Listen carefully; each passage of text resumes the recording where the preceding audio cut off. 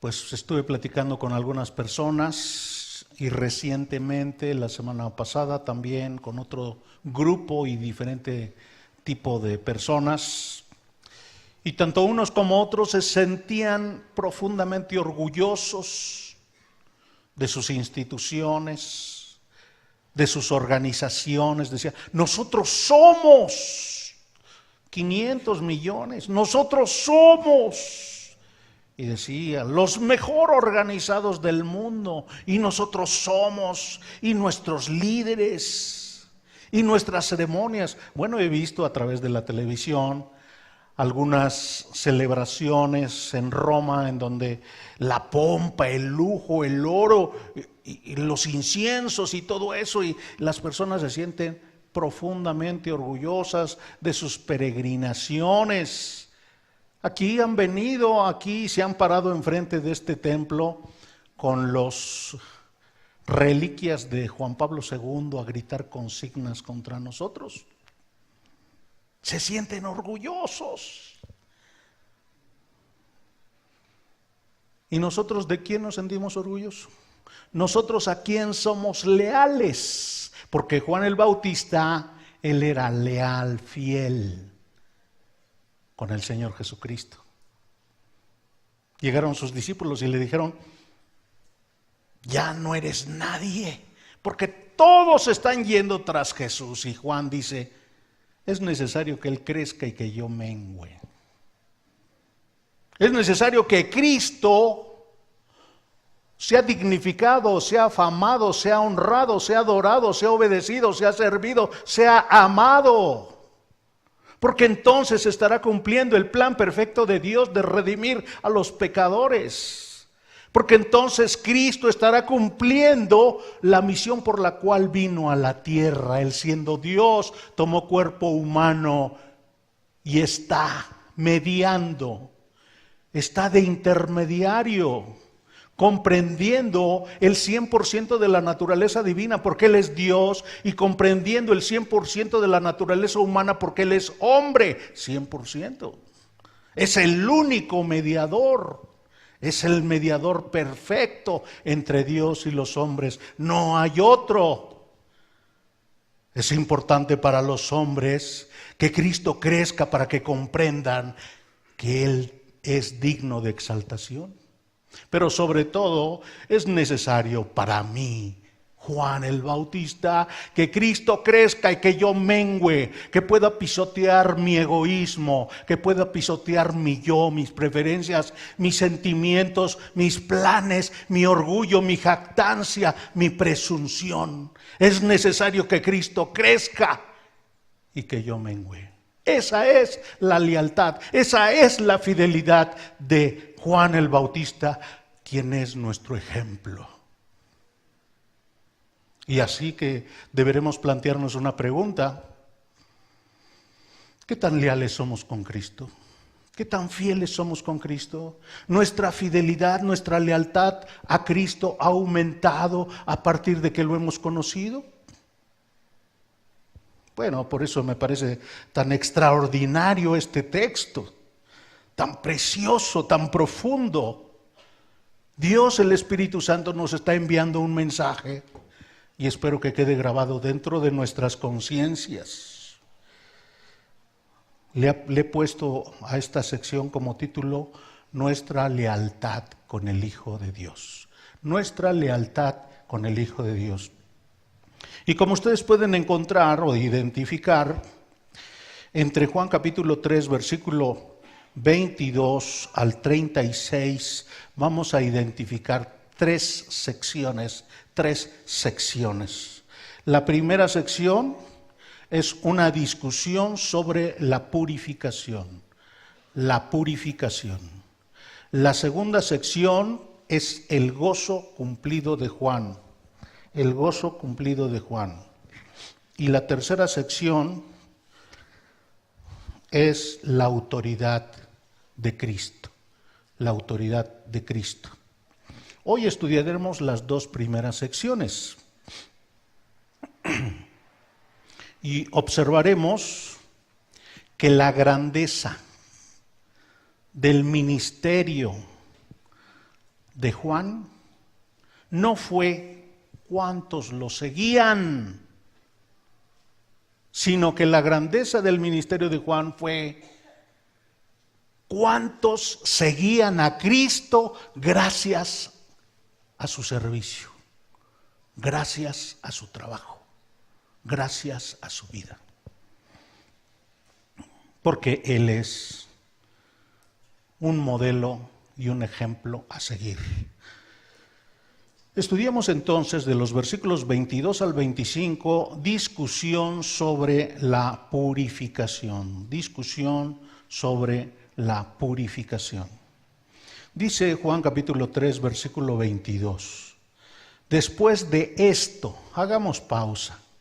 ¿Por qué el autor dice después de esto? ¿De qué está hablando? Bueno, de lo que está hablando es de lo que dice el capítulo 3, versículos del 1 al 21, en donde el Señor Jesucristo confrontó de su pecado a Nicodemo. Nicodemo tenía un gran orgullo por su conocimiento bíblico. Era el maestro de Israel, pero no conocía a Dios íntimamente. Él era un incrédulo. El versículo 11, 3:11 dice la acusación que el Señor le está diciendo. Yo te estoy hablando la verdad de Dios. Y dice al final, y no recibís mi testimonio. No quieres recibirlo, no quieres oír lo que Dios está diciendo. Estás envanecido con tu pretendido conocimiento, con tus ceremonias, con tu religiosidad, con tu activismo. Te has separado de Dios porque le atribuyes poderes a tu egoísmo, a tus prácticas, a tus ceremonias, a tu conocimiento, en lugar de venir en humillación a Dios y dependencia a Cristo. Después dice de esto, de que confrontó a Nicodemo y le dijo, no sirven tus obras. No sirve tu moral ética, no sirve tu conducta, no sirve tu prestigio económico, social, político, tu autoridad, porque era miembro del Sanedrín. No sirve. Mira, para entrar al cielo, solo se necesita una cosa: tener fe y dependencia de Cristo. Confiar en el sacrificio de Cristo. Ese es el propósito por el cual Cristo dejó el cielo, para venir a buscar al que está perdido. Pero tú, envanecido con tus prácticas. Bueno, después de esto dice, versículo 22, vino Jesús con sus discípulos a la tierra de Judea. Y yo me quedé reflexionando, ¿es que no acaso Jerusalén es la capital de Judea? Entonces, ¿a qué se está refiriendo el autor? Bueno, se está refiriendo a las regiones agrícolas fuera de Jerusalén. Salió de Jerusalén y empezó a recorrer Judea, pero llega a la zona cercana al río Jordán, a esa sección, a esa región. Se traslada el Señor Jesús con sus discípulos. Vino Jesús con sus discípulos a la tierra de Judea y estuvo allí con ellos. ¿Con quiénes ellos? Sus discípulos, y bautizaba. ¿Cuándo sucedió eso? ¿Cuándo sucedió eso? Bueno, hay algunos autores que batallan tratando de ubicar históricamente, cronológicamente los sucesos, y es útil recurrir o por lo menos tener alguna referencia. Por ejemplo, William Hendrickson asegura que esto estaría sucediendo de mayo a diciembre del año 27 de nuestra era. El Señor estuvo en la Pascua con Nicodemo del año 27, cuando inició su ministerio, después de las bodas de Caná, capítulo 2 de Juan. Y después de allí, de este tiempo en Jerusalén, se traslada a cerca del río Jordán y dice que bautizaba pues en el río Jordán, y esto estaría sucediendo entre mayo y diciembre del año 27. Nosotros estamos de acuerdo con esta idea. No es bíblico, no lo dice el texto bíblico, pero pudiera haber sido esas las fechas.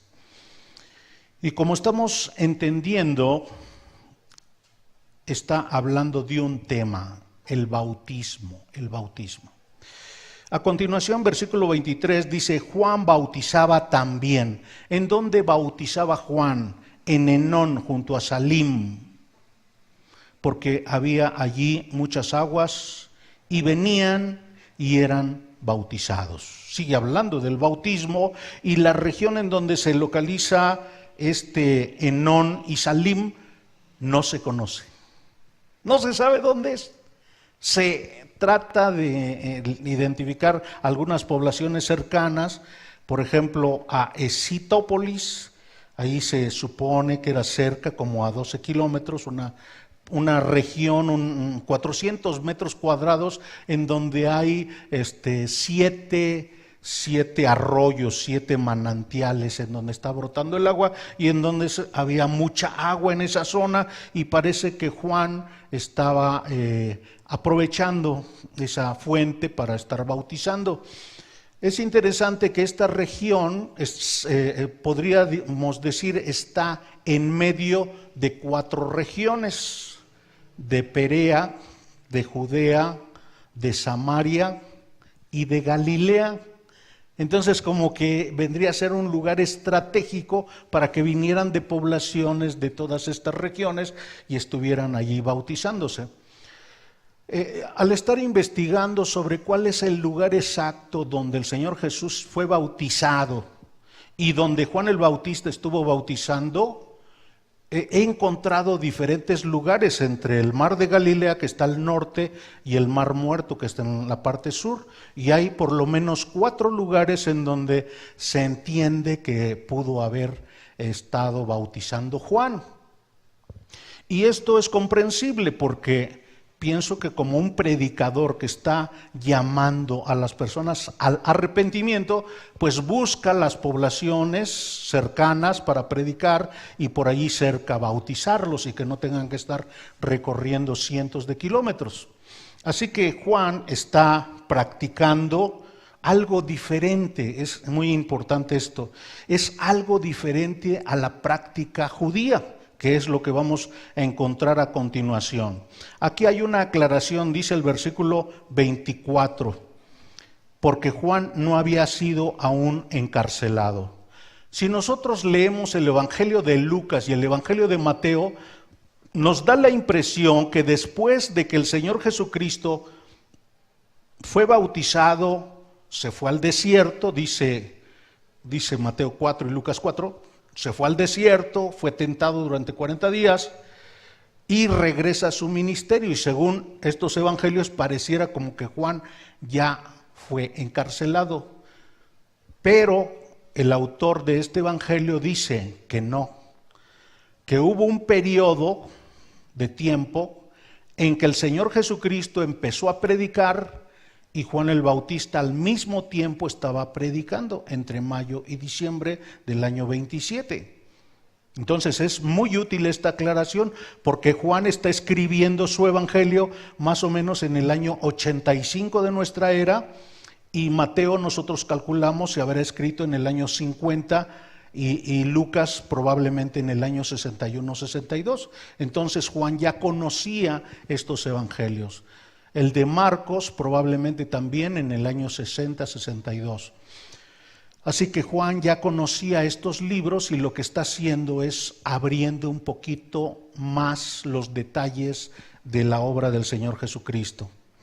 Dice versículo 25, aquí entramos a la diferencia entre el bautismo de Juan y la purificación.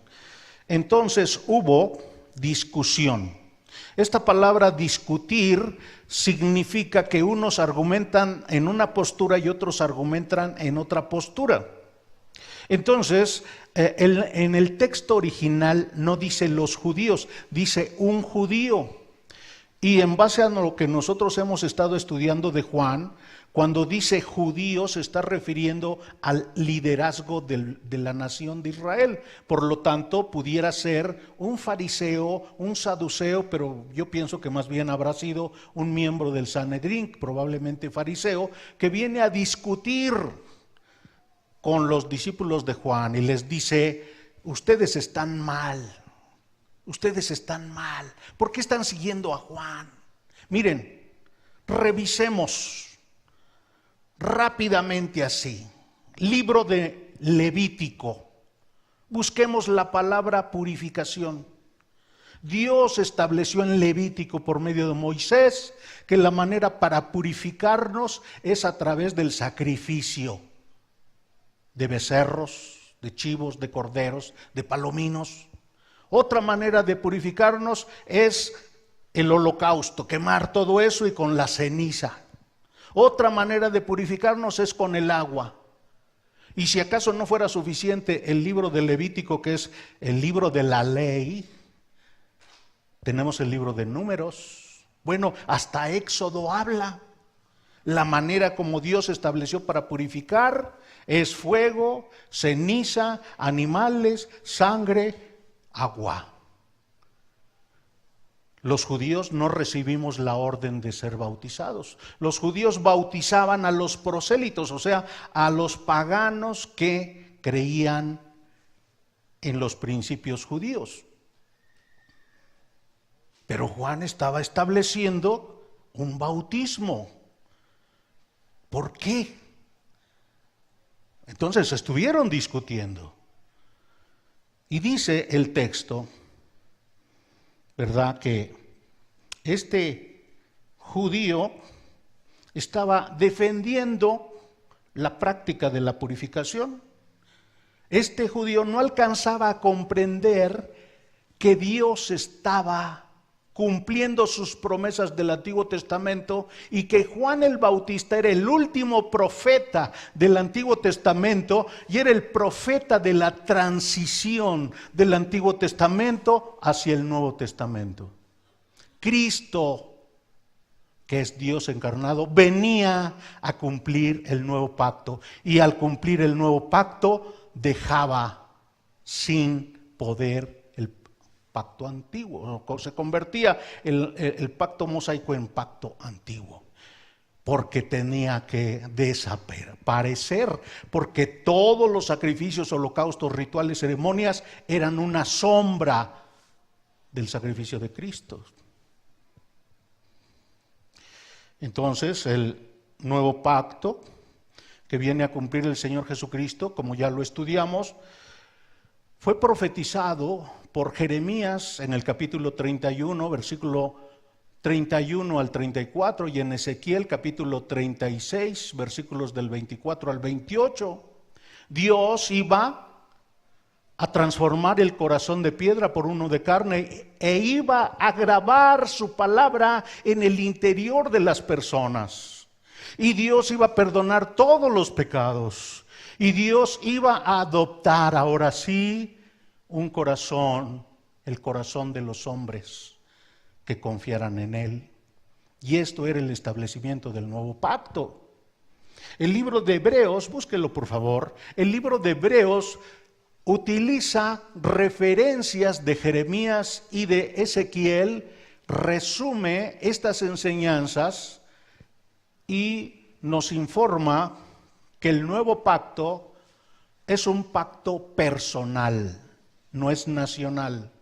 El nuevo pacto es un pacto interior, no es de cumplimiento externo. Los fariseos solo cumplían de manera externa, pero ahora iban a cumplir los creyentes en Dios de una manera interna. El nuevo pacto, solo con un sacrificio, el sacrificio de Cristo, hacía perfectos, hacía justos a los que creyeran en Él. Mientras que en el Antiguo Testamento se utilizaban continuamente, diariamente, por lo menos la nación judía tenía que sacrificar 2 corderos. El nuevo pacto termina con el sacerdocio de Aarón y el sacerdotalismo levítico. Ahora solo tenemos un sumo sacerdote, Cristo, y todos los creyentes son sacerdotes. El nuevo pacto termina con el altar. Ya no hay sacrificios, ya no hay holocaustos, ya no hay derramamiento de sangre. Ahora Jesucristo es el lugar donde se adora. Ya no necesitamos el templo de Jerusalén ni Gerizim. Ahora en Cristo se adora en espíritu y en verdad. Vea lo que dice Hebreos capítulo 8, versículo 10, que lo está resumiendo.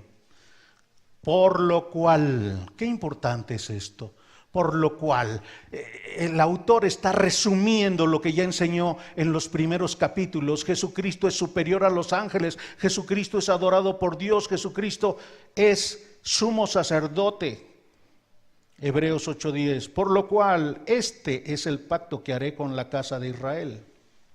Después de aquellos días, dice el Señor, pondré mis leyes en la mente de ellos y sobre su corazón las escribiré y seré a ellos por Dios y ellos me serán a mí por pueblo y ninguno enseñará a su prójimo ni ninguno a su hermano diciendo conoce al Señor porque todos me conocerán desde el menor hasta el mayor de ellos porque seré propicio a sus injusticias y nunca más me acordaré de sus pecados y de sus iniquidades. Resumen. Al decir nuevo pacto, ha dado por viejo al primero. Y lo que se da por viejo y se envejece está próximo a, ¿qué dice allí? Desaparecer. Señores judíos, ese es su gran pecado. En efecto, tienen celo de Dios, pero han hecho a un lado la justicia de Dios y se han afirmado en su justicia propia. Le han atribuido a las ceremonias que Dios estableció poderes y han dejado de estar enfocados en la gloria de Dios. Eso se llama egoísmo y soberbia espiritual. Y eso se llama pecado y por lo tanto están condenados porque se han desligado de la genuina fe a Dios. El tema entonces en esta sección es Juan el Bautista y la transición al nuevo pacto. Juan fue, como decíamos, el último profeta del Antiguo Testamento del que el Señor Jesucristo aseguró, ningún hombre es mayor a Juan. No se ha levantado, ningún vientre de mujer ha producido un hombre tan grande como Juan el Bautista. Pero Juan el Bautista no enseñó holocaustos, altares, no enseñó templo de Jerusalén. Juan el Bautista no enseñó las ceremonias, ni las liturgias, ni los sacramentos judíos. Juan el Bautista enseñó la necesidad de un examen de conciencia, de examinarse a sí mismo, de que tienes un camino torcido, porque estás esclavizado de tus pecados, porque no estás en el camino que es Cristo. Nadie viene al Padre si no es por Cristo. Pero el bautismo de Juan no es el bautismo cristiano, porque hasta este momento el Señor Jesucristo no había sido sacrificado. Juan el Bautista tiene un bautismo de arrepentimiento para perdón de pecados, pero el bautismo cristiano simboliza algo que Dios hace de una manera invisible. Dios, el Espíritu Santo, regenera a la persona. Dios, el Espíritu Santo, le hace conciencia de su pecado. Dios, el Espíritu Santo, le guía al arrepentimiento. Dios, el Espíritu Santo, lo trae en humillación para depender de Cristo. Dios, el Espíritu Santo, lo integra con el cuerpo de Cristo, que es la iglesia. Dios, el Espíritu Santo, le dota de dones y de la adopción como hijo de Dios. Y este Espíritu Santo es el que le enseña a vivir en santidad, cada vez más apartado del pecado. Y le guía para que esté adorando a Dios. Y le guía para que ame la palabra. Y le guía para que pueda entender y comprender lo que dice el texto bíblico.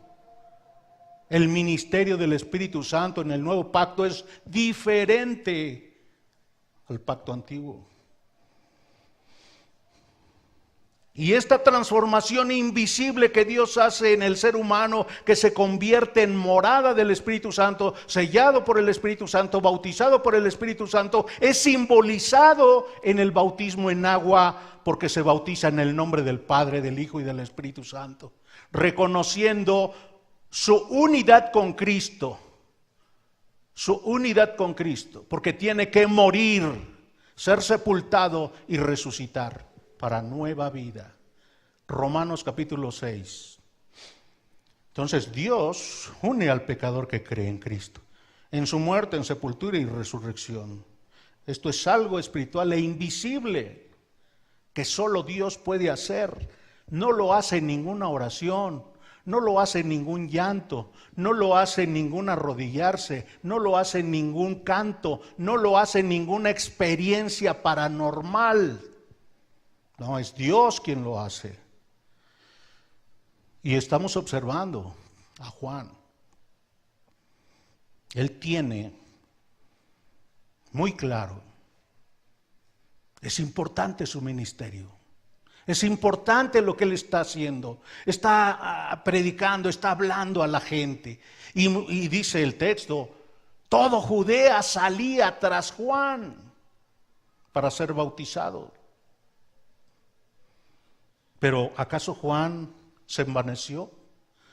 ¿Acaso Juan le atribuyó a que atrae multitudes? ¿A que tiene un carisma? ¿A que él es superior a los demás? Observemos la lealtad de Juan. Observemos la lealtad de Juan. 4 razones de lealtad. 4 razones de lealtad. Versículo 26. Vinieron, ¿quiénes vinieron? Vinieron los discípulos a Juan. Recordemos, en este evangelio, todas las veces que aparece Juan, siempre es Juan el Bautista. El autor nunca pone su nombre. Vinieron a Juan y le dijeron, Rabí, maestro, mira. Y noten estas expresiones, hermano, y usted trate de comprender cuál es la atmósfera, cuál es el sentir de estos discípulos que se acercan con Juan y le dicen, Rabí, mira, el que estaba contigo al otro lado del Jordán, de quien tú diste testimonio, bautiza. Y todos vienen a él. ¿Cuál es el tono? ¿Cuál es la atmósfera? ¿Cuál es el sentir de estos discípulos? Lealtad a Juan. Son celosos de Juan. Qué preciosos discípulos, defienden a su maestro. Están indignados. ¿Contra quién? ¿El qué? Jesús. ¿Quién? Versículo 26. Juan se portó muy generoso con el Señor, habló bien de él. A todo el pueblo, a todos los judíos, a todos los israelitas les decía, camada de víboras, ¿quién nos enseñó a huir de la ira venidera? Pero del Señor Jesús dijo, este es el Cordero de Dios que quita el pecado del mundo. Hablaste de bien de él. Y mira con qué te paga. La competencia andando. Ahora se puso a bautizar también. Por favor, qué ingratitud. ¿Por qué lo hace si tú fuiste el primero? Y para colmo, todos vienen a él. La palabra todos naturalmente es una hipérbole, es una figura de dicción. Realmente no todos estaban yendo. Algunos todavía venían con Juan y como notamos, estos discípulos eran leales a Juan y aunque Juan les dijo sigan a Jesús, no quisieron, se quedaron con Juan. Entonces no todos, pero están exagerando un poco. Bueno, yo no sé si a ustedes les sucede, pero en ocasiones podemos caer en los prejuicios. Hay personas que vienen y nos hablan en contra de otros. Y nos aferramos a eso que nos dicen y entonces nos amargamos y lo vemos ya como un enemigo contra el cual hay que oponernos, ¿verdad? Hay que hablar mal, hay que actuar mal, ya es nuestro. Nunca lo hemos visto, no nos ha hablado, no nos ha hecho nada, pero ya en nuestro cerebro ya construimos un juicio en contra de él.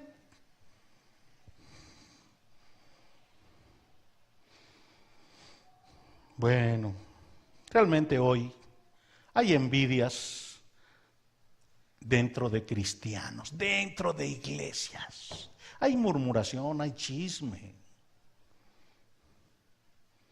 Y de iglesia a iglesia. Y de denominación a denominación. Y de sectas contra el cristianismo. Realmente hay mucha persecución. Pero observemos la respuesta de Juan. Primera razón del gozo de Juan. Primera razón del gozo de Juan. Por el ministerio del Hijo de Dios, por el ministerio de Cristo. Juan se goza por el trabajo que está haciendo el Señor Jesucristo. Versículo 27. Respondió Juan y dijo: no puede el hombre recibir nada si no le fuere dado del cielo. Mis amados discípulos, toda autoridad proviene de Dios. Dios es quien nos da la autoridad. Si tú eres padre, es porque Dios te la dio. Si tú eres esposo, es porque Dios te lo dio. De Dios procede todo lo bueno. Este es un principio universal. Alguien está predicando, es porque Dios lo puso a predicar. Alguien está enseñando, es porque Dios. Alguien está siendo generoso, es porque Dios le puso. Alguien está haciendo algo dentro de la iglesia de Cristo, es porque Dios lo dijo que lo hiciera. Juan recibió una comisión. En Mateo capítulo 3, versículo 2, Juan estuvo predicando y su predicación era: arrepentíos porque el reino de los cielos se ha acercado. Y el Señor Jesucristo recibió también una misión de parte de Dios. Y lo primero que el Señor Jesucristo estuvo predicando en Mateo capítulo 4 versículo 17 es: arrepentíos porque el reino de los cielos se ha acercado. ¿Cuál es el tema con el cual abrió su predicación Juan? ¿Cuál es el tema con el cual abrió su predicación el Señor Jesucristo? Arrepiéntanse. Arrepiéntanse. ¿Es que una vez hay que arrepentirse? No. Esta es una palabra continua, un presente continuo. Continuamente tenemos que estar examinándonos y poniéndonos a cuentas con Dios. Porque muchos no tenemos la costumbre o no tienen la costumbre, por eso Dios estableció por lo menos con la celebración de la Santa Cena, de que desempolven un poquito sus neuronas y revisen su conducta y sus afectos. ¿Realmente qué están amando? Entonces, quien da autoridad es Dios. Ningún pacto de Dios con Israel salva. Ningún pacto de Dios con Israel salva. Solo el nuevo pacto, porque en el nuevo pacto es Cristo el sacrificio. Revisemos brevemente, esto ya lo hemos estudiado en otros sermones y solo para recordar. Dios, ¿para qué dio el antiguo pacto? Dios, ¿para qué diste el antiguo pacto? ¿Para qué mandaste a Moisés? ¿Para qué diste instrucciones en Levítico, en Números, en Deuteronomio? Número 1, fue dado para que Israel conociera que Dios es justo y Dios es santo. Por lo tanto, el antiguo pacto fue dado para que el hombre comprendiera que está separado de Dios, porque el hombre ni es justo ni es santo. Fue dado a Israel para que Israel se identificara como una nación. Cuando salió de Egipto necesitaba población, territorio y ley, y solo eso lo iba a definir como nación. Así que el antiguo pacto fue dado para que Israel fuera una nación, pero también para que fuera una nación separada del resto de las naciones, una nación que conociera a Dios, una nación que tuviera temor de Dios, una nación que dependiera de Dios. También el antiguo pacto es el cúmulo de enseñanzas de Dios para que pongan su esperanza en el Mesías, en el Redentor, en el Salvador, en el Hijo de la Virgen que había de nacer y que tendría un reino para siempre, para que confiaran en la gracia de Dios. Pero la nación judía, en lugar de confiar en esas promesas y en esas palabras de Dios, usaron esos mandamientos para cumplirnos externa y mecánicamente, para atribuirles poderes, para hacer sus ceremonias y tener una vida hipócrita.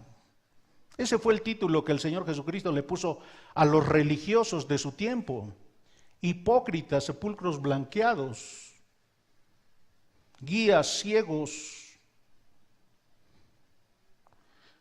Juan entonces había recibido la comisión para anticipar la llegada del Rey, del Mesías.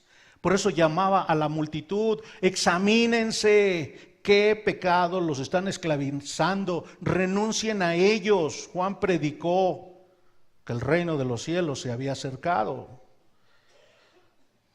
Este ministerio Dios se lo dio a Juan para ir adelante del Altísimo y llamar a las personas para que se unieran atrás del Señor Jesucristo. Entonces, la pregunta: ¿quién da los ministerios? ¿Quién da las comisiones?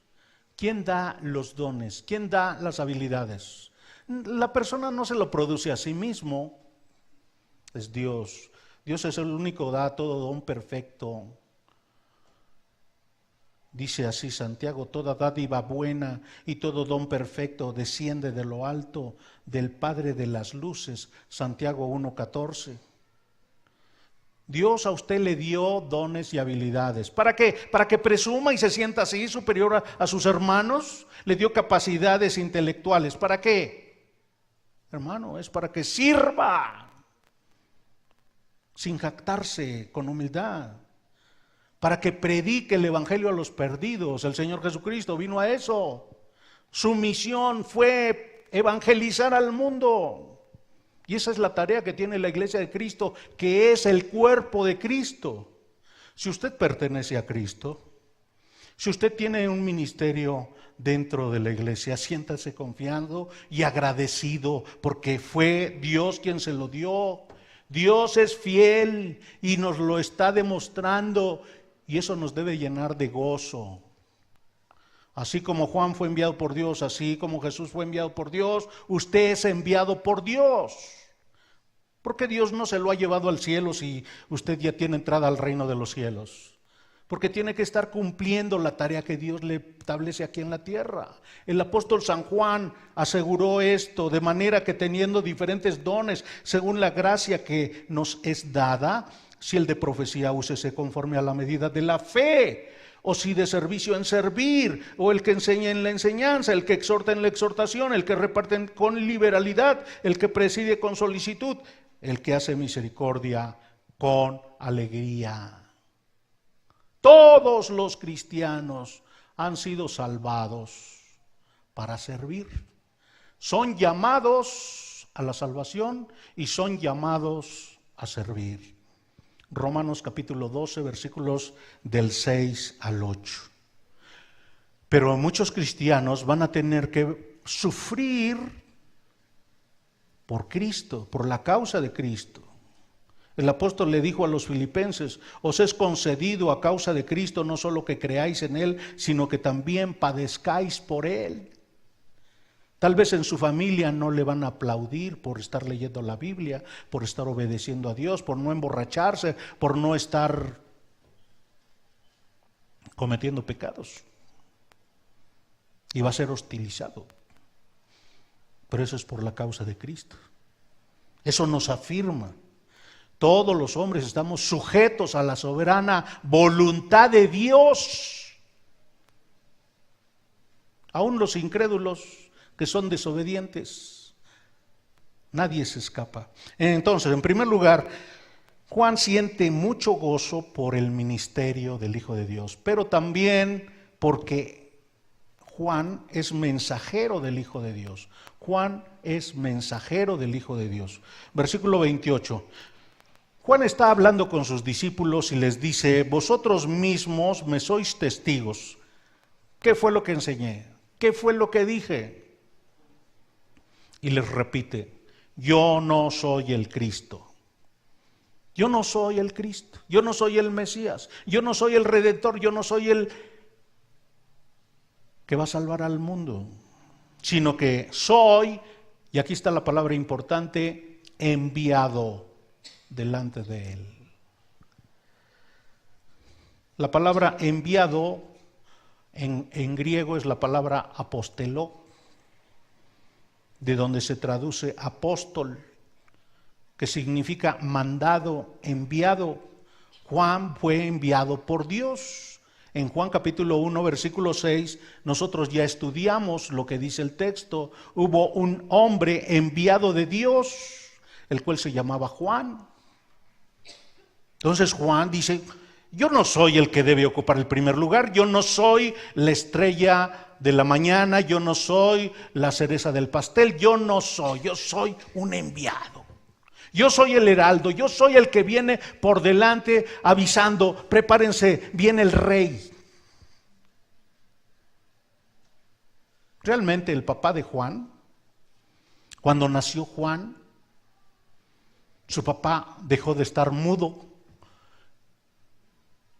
y profetizó: tú, niño, refiriéndose a Juan el Bautista, profeta del Altísimo serás llamado, porque irás delante de la presencia del Señor para preparar sus caminos, para dar conocimiento de salvación a su pueblo, para perdón de pecados, por la entrañable misericordia de nuestro Dios, con que nos visitó desde lo alto la aurora, para dar luz a los que habitan en tinieblas y en sombra de muerte, para encaminar nuestros pies por camino de paz. Y el niño crecía y se fortalecía en espíritu, y estuvo en lugares desiertos hasta el día de su manifestación a Israel. Lucas capítulo 1, versículos del 76 al 80. Ante la envidia, ante el celo, ante la lealtad de sus discípulos, Juan les contesta: el importante es el Hijo de Dios, el importante es Jesús. Yo no soy el importante, yo solo soy un heraldo, soy un mensajero. Y yo me siento privilegiado y me siento lleno de gozo porque Dios comisionó a Jesucristo a que trajera el Evangelio al mundo, el Evangelio de salvación. Y yo me siento privilegiado y lleno de gozo porque a mí Dios me encomendó que fuera el mensajero, el enviado de su Hijo, nuestro Señor Jesucristo. Busque por favor 2 Corintios capítulo 5 y observe, el apóstol San Pablo enseña. Todo cristiano tiene esta comisión. Es enviado de parte de Dios para que anuncie a Jesucristo. Segunda de Corintios capítulo 5 versículo 18. Y todo esto proviene de Dios, quien nos reconcilió consigo mismo por Cristo. Y vea esto, y nos dio el ministerio que dice de la reconciliación, que Dios estaba en Cristo reconciliando consigo al mundo, no tomándoles en cuenta a los hombres sus pecados. Y vea otra vez, y nos, ¿qué dice? Encargó a nosotros la palabra de la reconciliación. Así que somos embajadores en nombre de Cristo, como si Dios rogase por medio de nosotros. Os rogamos en nombre de Cristo, reconciliaos con Dios. Hermanos, esa es la tarea de la iglesia de Cristo, reconciliar al mundo, porque el mundo odia a Dios realmente. Hablan de Dios, pero no les importa, no tienen temor de Dios. Su vida demuestra eso. Juan se goza por el ministerio del Hijo de Dios, se goza por ser mensajero del Hijo de Dios y se goza, número 3, se goza por ser amigo del Hijo de Dios, por ser amigo del Hijo de Dios. Versículo 29, el que tiene la esposa es el esposo, mas el amigo del esposo que está a su lado le oye, se goza grandemente de la voz del esposo.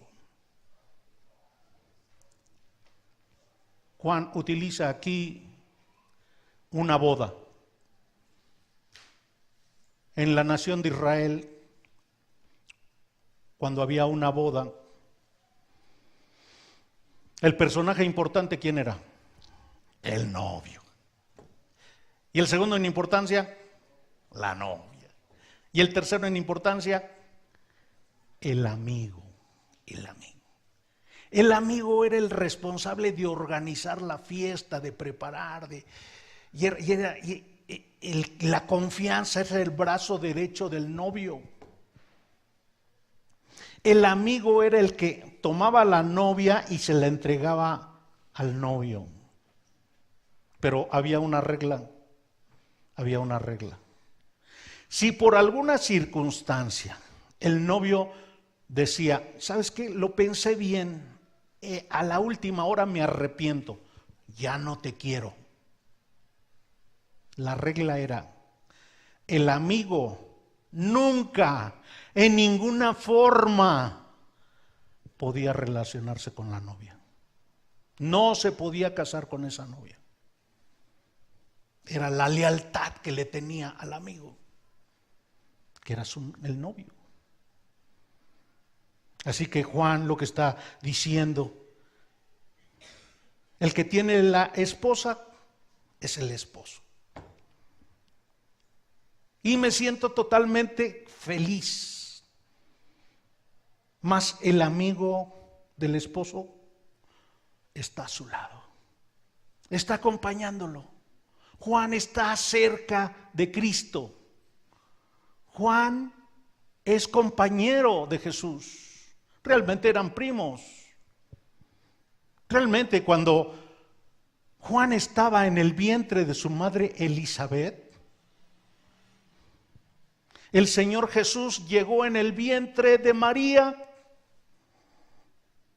Y cuando llega María y saluda a Elizabeth, dice Lucas 1:41, véalo si quiere. Juan, estando como bebé en el vientre de su madre, dice, saltó en el vientre de su madre. Y esto provocó que la madre bendijera a María, pero bendijera al fruto del vientre de María, que es el Señor Jesucristo. Juan fue lleno del Espíritu Santo. Juan comprendió que el importante no era él, el importante siempre es Cristo. Y por eso se goza, porque está cerca, está al lado de Cristo. Y dice además, y le oye.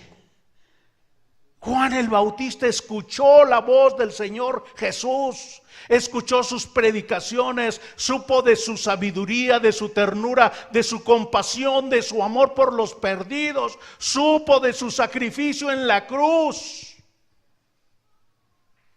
y estaba gozoso. Qué privilegio estar cerca de Dios encarnado. Qué privilegio y qué gozo estar escuchando al Hijo de Dios, a Dios mismo, al Creador del universo. Por eso se goza grandemente de la voz de su esposo. Pablo experimentó un gozo parecido. En 2 de Corintios dice: porque os celo con celo de Dios, pues os he desposado con un solo esposo, para presentaros como una virgen pura a Cristo. 2 de Corintios capítulo 11, versículo 2. Entonces, en esta figura, el esposo es Cristo. La novia, ¿quiénes son? Los cristianos, la iglesia de Cristo, Pentecostés hasta el rapto. ¿Y quién es el amigo? Los santos del Antiguo Testamento y los santos de la tribulación. Esos son el amigo. No son la novia. La novia es la iglesia de Cristo. Versículo 29, la parte final. Así pues, mi gozo que dice, está cumplido. Amados discípulos, cumplí mi misión. Dios me mandó como mensajero para hablarle al mundo, ahí viene el Mesías. Cumplí mi tarea. ¿Qué necesidad hay que me quede? Ya no hay necesidad, ya cumplí mi tarea. Este mensaje lo recibí de Dios. Jesús es el Cordero de Dios que quita el pecado del mundo. Es el que los va a salvar, así que les conviene que mejor lo sigan a Él. La grandeza de Juan no fue cuántos lo seguían, sino cuántos siguieron a Cristo mediante su ministerio. Por eso Juan estaba gozoso con el ministerio del Hijo de Dios, por ser mensajero del Hijo de Dios, por ser amigo del Hijo de Dios y por la grandeza del Hijo de Dios. Por la grandeza del Hijo de Dios, número 4, versículo 30. Y qué resumen precioso hace Juan, versículo 30. Es necesario que Él crezca, pero que yo mengüe. ¿Para quién es necesario, Juan? ¿Para quién es necesario? ¿Para Dios? Sí. ¿Por qué? Porque se cumple su plan perfecto. ¿Para quién? ¿Para Cristo? Sí. Que Él sea más conocido, que Él tenga más fama, que Él sea dignificado. Porque el mundo sepa, Jesús es el sustituto perfecto.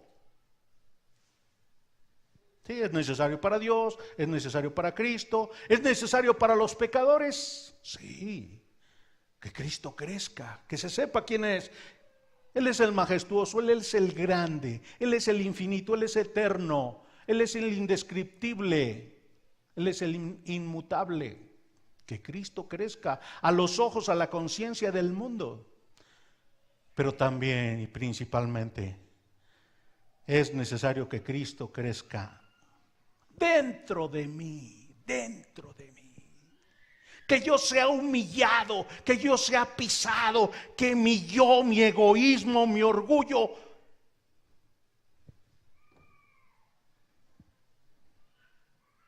pueda someterlo a los pies de Cristo. Yo necesito ser salvado. Salvado de mi egoísmo, de mi orgullo, de mi jactancia, de mi vanidad, de mis pecados. Mi gozo debe ser Cristo. Yo necesito aumentar en semejanza de Cristo. Romanos capítulo 8, versículo 29. Dios tiene una tarea para mí, que yo cada vez me parezca más a Cristo. Y Cristo era un pedante orgulloso. Hay en vosotros este sentir que hubo también en Cristo, el cual siendo en condición de Dios, teniendo consubstancialmente el carácter de Dios, no estimó el ser igual a Dios como cosa que aferrarse, sino que se humilló a sí mismo. El principio de un cristiano es la humildad. Bienaventurados los pobres en espíritu, porque de ellos es el reino de los cielos. No cabe ningún vanidoso, ni orgulloso, ni pedante, ni jactancioso en el reino de los cielos. El cristiano vive para ser leal a Dios, para servir a Dios, para amar a Dios, para adorar a Dios, para obedecer a Dios, para exaltar a Cristo. Para eso vive el cristiano. Que Dios nos ayude, para que en nuestra vida podamos hacer un examen. ¿Qué tan leal soy con Cristo? ¿Cuánto ha aumentado mi lealtad con Cristo? Eso se evidencia a través de mi práctica diaria. Oremos, hermanos. Padre, te alabamos y te damos gracias por habernos salvado. Gracias por este precioso ejemplo de Juan. Tenía tanta claridad para ver a Cristo glorificado, el único digno del poder, de la alabanza, de la honra, de la gloria. Ayúdanos, Padre, a exaltar a Cristo en nuestras vidas, no con nuestra boca solamente, sino con nuestra actitud, con nuestro servicio, que nuestro corazón esté continuamente identificando los rasgos de orgullo, de vanidad y de egoísmo, y los estemos poniendo a los pies de Cristo. Te lo pedimos en nombre de Jesús.